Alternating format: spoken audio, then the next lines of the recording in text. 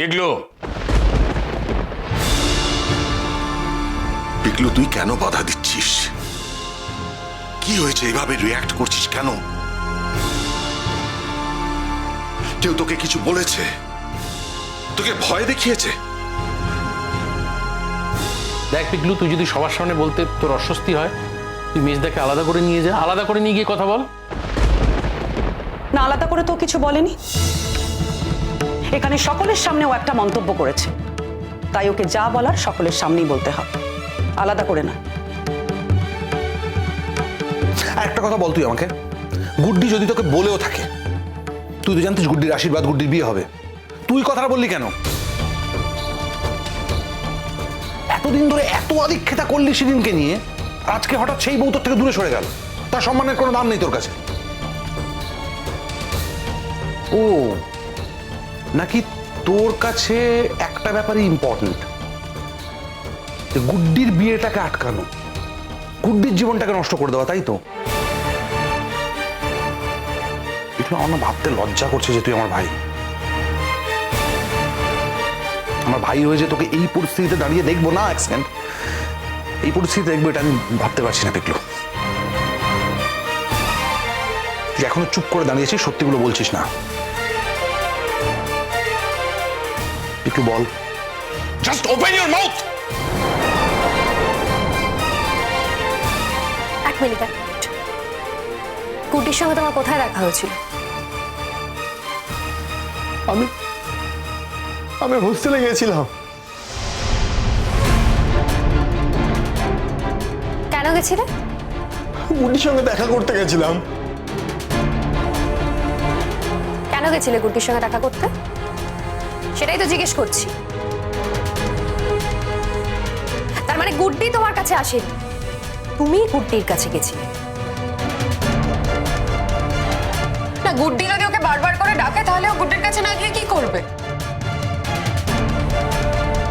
নিশ্চয়ই ও অনুজকে এমন ভাবে প্রেশারাইজ করেছিল যে অনুজ ওর হস্টেলে যেতে বাধ্য হয়েছিল। শোনো শিরিন, তোমার যদি এরপরেও মান অপমান বোধ না থাকে, এরপরেও যদি তুমি ওর হয়ে সওয়াল করো, তাহলে আমার কিছু বলার নেই। অবশ্য তোমার স্বামী, তুমি করতেই পারো, কিন্তু একটা মেয়ে হিসেবে না, আমার জাস্ট লজ্জা করছে। আজকে আমার স্বামী যদি এরকম কোনো কাজ করতো না, আমি জাস্ট তার দিক থেকে মুখ ফিরিয়ে চলে যেতাম। তোমরা তো তাই চাও, তোমরা তো তাই চাও যাতে আমি অনুজের দিক থেকে মুখ ফিরিয়ে চলে যাই, আর তোমরা ওই মেয়েটাকে আবার আবার তোমাদের বাড়িতে নিয়ে যেতে পারো। তোমরা সেটাই চাও, আমি খুব ভালো করে জানি মিঠিদি। না শিরিন, এটা আমাদের চাওয়া নয়।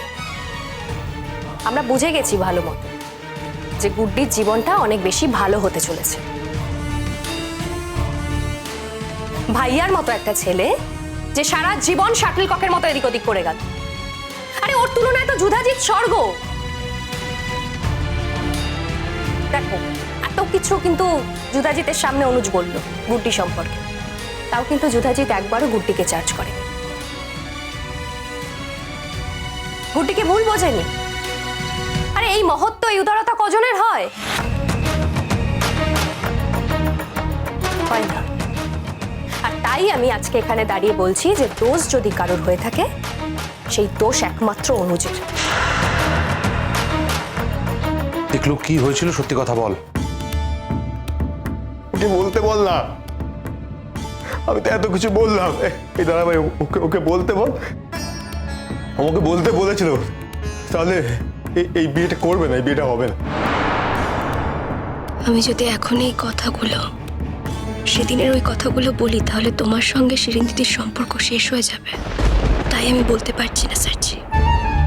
আমি তো বারবার বলছি, আমি আজ পর্যন্ত, এখনো পর্যন্ত বলছি, আমি তোমার কোনো ক্ষতি চাই না।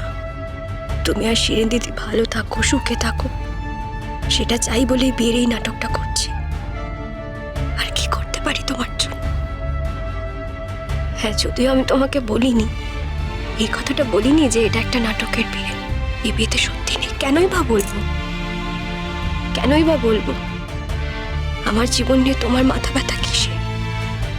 অনেক তো অপমান করেছো আমায়, তাহলে আজ হঠাৎ এত অধিকার বোধ কিসের? যেদিন আমি তোমার অধিকারে ছিলাম সেদিন আমাকে দূরে ঠেলে সরিয়ে দিয়েছো, অধিকার প্রয়োগ করনি কখনো আমার উপরে। আর আজ যখন চলে এসেছি তখন তুমি অধিকার দেখাতে চাইছো। নাও ইটস টু লেট সার্চি, অনেক দেরি হয়ে গেছে। জিৎ, এভাবে চুপ করে বসে থাকতে তো পারবো না আমরা। কি চাও একটু বলো মুখ ফুটে। এত কিছুর পরেও যদি গুড্ডি আমাকে বিয়ে করতে চায় তাহলে আমি রাজি। একজন কে কি বললো তার জন্য তো সবকিছু বদলে যেতে পারে না। ভুল করছো জিৎ, যে কেউ একজন তোমাকে কিছু বলেনি। যে বলেছে সে তোমার ভাই, এবং সে গুড্ডিরও খুব কাছের। অনুজ, হ্যাঁ অনুজ, অনুজ, অনুজ কি হয়েছে? কি হয়েছে? কি চাপ দিয়েছে তোমাকে? তুমি আমাকে বলো, কি চাপ? আমায় কেউ কোনো চাপ দেয়নি, কেউ কোনো চাপ দেয়নি আমার। এটা আমার নিজের চাপ। আমি আর পারছি না, আমি আর পারছি না, আমি সত্যি আর পারছি না। Please forgive me. অনুজ, বলছি যে তোমার সাথে আমার যত কথা, যত বোঝাপড়া আছে সেগুলো, তুমি আমার কথা শুনছো, সেগুলো সব পরে হবে। এখন কারোর সামনে আমাকে কিচ্ছু বলার কোনো প্রয়োজন নেই। অনুজ, তুমি বুঝতে পারছো তো? আমি কিন্তু তোমার পাশে আছি, আমি তোমার সাপোর্টে, আমি কিন্তু তোমার সঙ্গে আছি। আমি বুঝতে পারছি যে তোমার একটা ক্রাইসিস হয়েছে, আমি জানি। আর আমি বন্ধু হিসেবে তোমার সেই ক্রাইসিসের কারণটা জানতে চাইছি। কিন্তু তার আগে না আমাকে আরেকটা কথা জানতেই হবে অনুজ। তুমি গুড্ডির হস্টেলে গেছিলে কেন? ও কি তোমায় ডেকেছিল? না, মিথ্যে মিথ্যে হ্যাঁ বলে তো এক্ষেত্রে বেঁচে যেতে পারতেন। বললেন না আপনি, নিজে থেকে নিজের ঘরে দোষটা নিয়ে নিলেন। এরপর কিন্তু আমার আর কিছু করার নেই স্যার এই ক্ষেত্রে। গুড্ডি, আমার সঙ্গে আমার হাজবেন্ডের ইকুয়েশনটা কিন্তু একদম আলাদা। সেটা না তুই বুঝতে পারবি না, তোর মাথায় ঢুকবে না। আর তুই ভাবিস না ও বলছে মানে ও তোকে সত্যি সত্যি বিয়ে করবে বা বিয়ে করতো। যদি বিয়ে করা হতো না তাহলে ও তোকে ছেড়ে দিত না। শিরিন্দিতে তোমার স্বামী আমাকে বিয়ে করতে চাইলো, আমি যে সে বিয়েতে রাজি হবে এটাই বা কেন তুমি ধরে নিচ্ছ? আর তার থেকেও বড় কথা,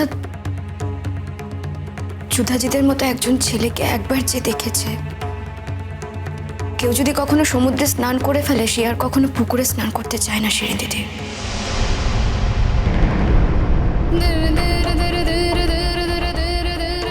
তুমি কি বলছো এগুলো? যা বলেছি একদম ঠিক কথা বলেছি। এই কথাটা একদম সত্যি, আমি আপনাকে বলতে বলেছিলাম সবার সামনে দাঁড়িয়ে এই কথাটা। আপনি আমাকে বিরক্ত করছিলেন তাই আমি বাধ্য হয়ে বলেছিলাম এই কথাটা বলার জন্য।